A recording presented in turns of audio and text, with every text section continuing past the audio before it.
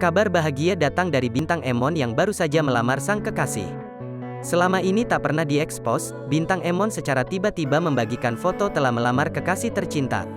Berita bahagia ini dibagikannya langsung di Instagram pribadi bintang dengan mengunggah sebuah foto. Foto tersebut menampilkan foto kolase bintang bersama sang kekasih yang diketahui bernama Alka. Mereka berdua tentunya tampak sangat serasi dengan pose menggemaskan. Tak cukup satu postingan, di slide selanjutnya, foto yang dibagikan adalah jari cantik Alka yang sudah terpasang cincin yang indah. Bintang juga mengungkapkan cintanya dengan caption panjang bersama postingan tersebut. Bintang merasa sangat beruntung karena bertemu Alka dan bisa tumbuh bersama. Di antara semua kemungkinan yang meliputi tempat, waktu, orang dan kejadian yang terjadi di hidup saya, bisa bertemu dan bertumbuh bersama manusia ini adalah salah satu hal yang paling saya kagumi dan syukuri, dilansir dari Instagram @bintangemon, Kamis, tanggal 3 Februari tahun 2022. Setiap manusia memiliki kisah pencarian seseorang dalam hidupnya. Saya inginnya berhenti di dia.